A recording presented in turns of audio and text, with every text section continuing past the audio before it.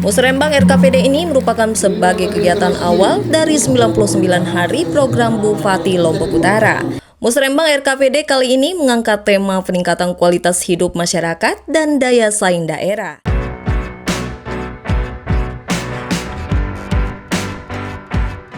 Bapeda Kabupaten Lombok Utara menggelar Musrembang RKPD tahun 2026 di Lotara Poin Pemenang pada 26 Februari kemarin.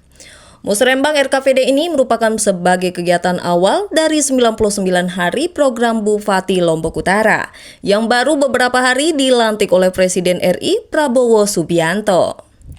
Musrembang RKPD kali ini mengangkat tema peningkatan kualitas hidup masyarakat dan daya saing daerah dengan jumlah 210 peserta dari berbagai lintas instansi baik pemerintahan maupun non-pemerintahan. Dan ditambahkan peserta dari Des Perempuan, Disabilitas, dan Des Milenial Gen Z yang sebelumnya tidak ada. Persoalan kemiskinan masih menjadi pembahasan utama. Pada akhir tahun 2024, BPS merilis persentase penduduk miskin di KLU berada pada angka 23,96%. Yang artinya dari 4 orang masyarakat KLU, terdapat 1 orang masyarakat KLU yang tergolong miskin. Dalam mengentaskan kemiskinan, salah satu senjata utamanya ialah pendapatan asli daerah. Pendapatan asli daerah Lombok Utara meningkat drastis dalam 3 tahun terakhir. Dan tahun 2024 angkanya mencapai kurang dari 300 miliar rupiah. Izinkan kami mengucapkan selamat atas telah dipilihnya, telah dilantiknya Bapak Dr. Haji Najibul Ahyar dan Bapak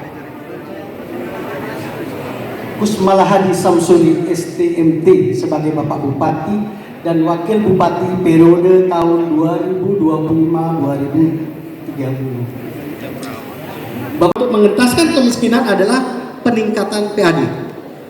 Kekuatan kita adalah di PAD kita. Kemudian yang ketiga, PAD KLU meningkat drastis dalam 3 tahun terakhir. Dan tahun 2024 angkanya bahkan lebih dari 300 miliar. Yang keempat, sektor pariwisata berkontribusi paling tinggi terhadap PAD KLU. Dari proporsi ini 80% adalah kontribusi dari pariwisata 3 Gili. Kemudian yang kelima, situasi ini Bapak Ibu sekalian tampaknya mengharuskan Pemkab KLU untuk lebih intens dalam menata dan mengelola kepariwisataan di 3 Gili dan berupaya melakukan link and match dengan sektor-sektor lain untuk memastikan agar ada semacam dampak ekonomi yang timbul atas kebijakan kepada desa-desa lain di KLU. Untuk mewujudkan poin 5 pada Musrembang kali ini, kita mengundang beberapa narasumber yang bisa membantu memberikan pencerahan terhadap fenomena dan analisa sebagai berikut.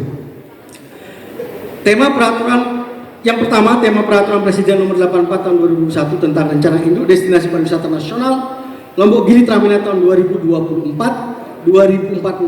oleh Bapak Dr. Faruk Alfian dari Deputi Pengembangan Destinasi dan Infrastruktur Kementerian Pariwisata RI. Bapak Bupati, sudah 5 tahun berlalu dari Perpres ini, mungkin Bapak Kepala Bapeda kita kurang upayanya terhadap perhatian terhadap Perpres ini. Sedangkan kita ketahui dari pemerintah pusat sudah banyak fasilitas dan infrastruktur yang sudah dibangun 3 Gili. Kedepannya dengan tema ini, mudah-mudahan seluruh OPD tergerak untuk secara tematik kita akan mengeroyok bersama-sama mengerjakan apa yang namanya pariwisata yang sumbernya di 3 Gili, di mana potensi dan peluangnya sangat besar dan luar biasa. Kemudian tema yang kedua adalah alternatif pembiayaan pembangunan daerah oleh Ibu Novi Andriani SH, Koordinator Pembiayaan Investasi Non Anggaran pada Deputi Bidang Pembiayaan dan Investasi Pembangunan Bappenas RI. Bapak Bupati, kenapa kami mengundang Bapak atau Ibu sebagai Wakil Bappenas untuk menyampaikan ini? Karena alokasikan banyak modal untuk pembangunan infrastruktur. Beberapa contoh KPBU yang berpotensi dilakukan di Lombok Utara, Bapak Bupati, seperti misalkan penyediaan infrastruktur kawasan ekonomi baru di Teluk Nari. Seperti yang tadi tayangan video itu adalah kawasan di Teluk Nari, Bapak Bupati, sebagai bagaimana inovasi kita tamu-tamu mancanegara ini masuk ke Lombok Utara daratan melalui Dari 10 kabupaten atau kota di Nusa Tenggara Barat, KLU yang pertama kali melaksanakan Musrembang RKPD untuk tahun 2026. Penyusunan RKPD Kabupaten harus laras dengan Rencana Pembangunan Jangka Menengah Nasional atau RPJMD 2025-2030 dan RPJMD Provinsi NTB. 10 tahun ke depan pembangunan nasional harus akselerasi ke daerah. Tentu adalah Bapak Bupati dan Wakil Bupati. Untuk diketahui oleh kita semua Bapak Ibu sekalian, 20 tahun ke depan pembangunan nasional maupun pembangunan daerah itu sudah harus berjalan bersama-sama. Ini yang penting saya ingin sampaikan dalam kesempatan ini Pak Bupati, mohon izin bahwa 20 tahun yang lalu RPJPN yang lalu maupun RPJPD yang lalu itu mempunyai periode yang berbeda-beda dan mempunyai prioritas juga berbeda-beda. 20 tahun ke depan Bapak Ibu sekalian adalah periodenya sama dan arah daripada pembangunan nasional harus diperkuat oleh arah pembangunan daerah, baik provinsi maupun kabupaten kota. Itu yang disebut dengan prinsip RPJPN itu imperatif. Sama dengan GBHN zaman dulu. Jadi kita tidak boleh buat arah pembangunan yang berbeda dengan arah pembangunan nasional. Ini yang pertama. Nah, dalam kaitan itu Bapak Ibu sekalian, kita sudah menerima undang-undang tentang RPJPN dan undang-undang tentang RPJMN. Ini yang terbaru. Baru saja ditetapkan di bulan Februari ini. Dan 20 Februari semua kepala daerah sudah dilantik. Nah, apa maknanya ini Bapak Ibu sekalian? Kita harus mempercepat persiapan pengintegrasian visi misi kepala daerah, baik bupati maupun wakil bupati, gubernur dengan wakil gubernur ke dalam dokumen perencanaan pembangunan jangka menengah daerah. Kenapa? Karena kita sudah masing-masing punya RPJPD baik provinsi maupun kabupaten yang sudah selaras dengan RPJPN. Nah, oleh karena itu Bapak Ibu sekalian, tahun 2025 ini adalah tahun yang krusial. Tahun di mana kita ini ya gerak kita itu harus sedikit lebih cepat. Karena apa? Seperti ini. Mohon maaf Pak Bupati.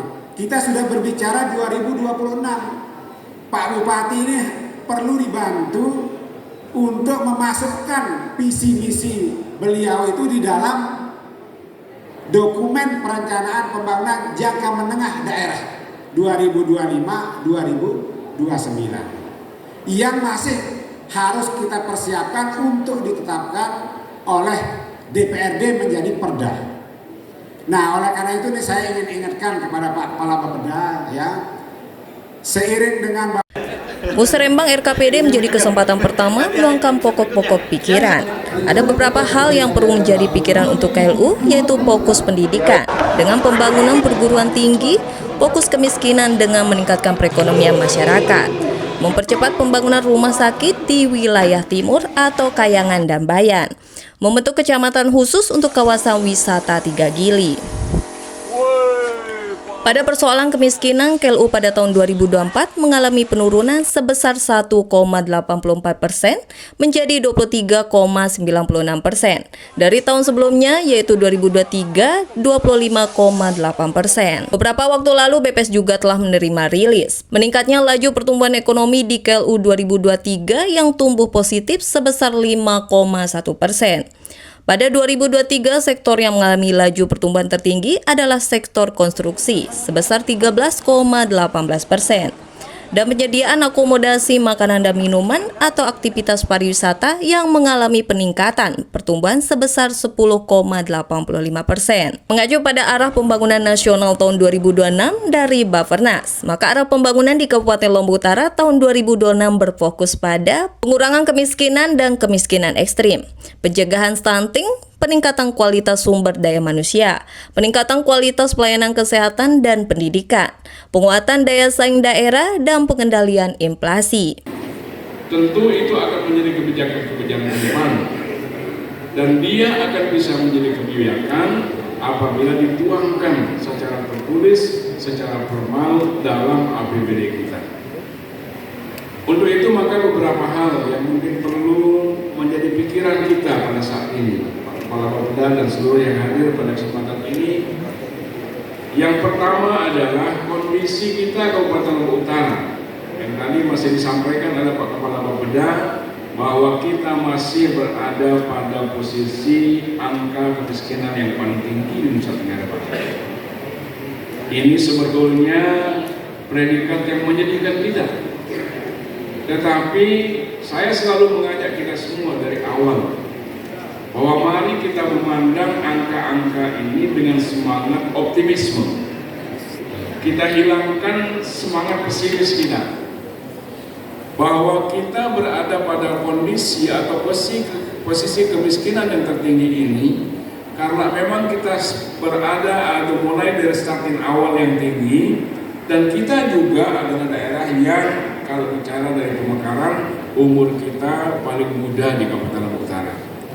Sehingga jangan kita melihat ini sebagai satu tantangan yang rasa-rasanya tidak mungkin untuk kita pecahkan. Itu semangat pesimisme yang seperti itu. Saya selalu mengatakan bedanya optimisme dengan pesimisme itu jelas. Orang yang punya semangat optimis adalah orang yang melihat tantangan memang, tetapi ada peluang yang dia lihat, walaupun sedikit, maka dia fokus pada peluang itu. Sebaliknya bagi orang yang melihat sesuatu itu dengan pandangan pesimis, walaupun peluang ada di hadapan mereka, tetapi dia melihat kecil saja tantangan yang ada, dia fokus pada tantangan itu, sehingga dia tidak berpikir untuk mengembangkan peluang yang ada.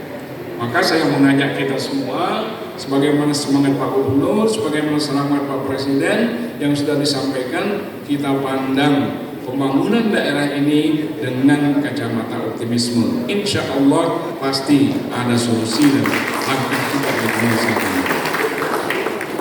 Yang kedua, Bapak sekalian, kalau kita bicara tentang apa yang harus kita lakukan, maka tentu kita melihat IPM yang rendah itu indikatornya jelas. Yang satu adalah pendidikan, yang kedua adalah kesehatan, dan yang ketiga adalah daya beli atau kemampuan ekonomi masyarakat kita. Di bidang pendidikan, yang memang angka putus sekolah masih membayang-bayangi kita. Kemudian angka rendahnya partisipasi sekolah juga masih ada di depan mata kita. Maka inilah yang harus kita pikirkan. Apa yang harus kita lakukan? Dulu ketika kita melaunching satu program yang umpamanya Bosda, kalau itu kita rasakan sebagai salah satu cara untuk bisa mengurangi atau untuk bisa menjadi ikhtiar kita dalam meningkatkan pendidikan, maka Kepala Bapeda dan kita semua, mari kita maksimalkan kembali program itu. Kemudian dari visi misi yang kami sampaikan adalah kita membangun perguruan tinggi di Lombok Utara, mendorong berdirinya perguruan tinggi di Lombok Utara sebanyak-banyaknya bila perlu, baik perguruan tinggi negeri ataupun perguruan tinggi swasta. Mengapa ini penting? Karena kalau kita bicara grade IPM itu, yang paling tinggi grade-nya itu adalah pendidikan.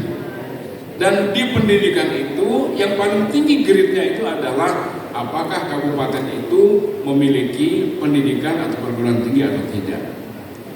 Selain itu, Bapak sekalian, tentu hal ini bisa kita lakukan untuk meningkatkan angka lama sekolah kita.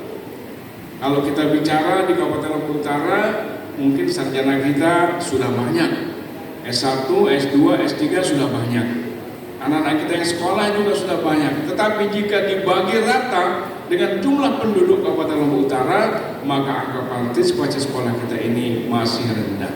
Oleh karena itulah, maka ini yang perlu kita tingkatkan dengan bagaimana anggaran kita bisa menyentuh sektor pendidikan ini dengan sebaik-baiknya.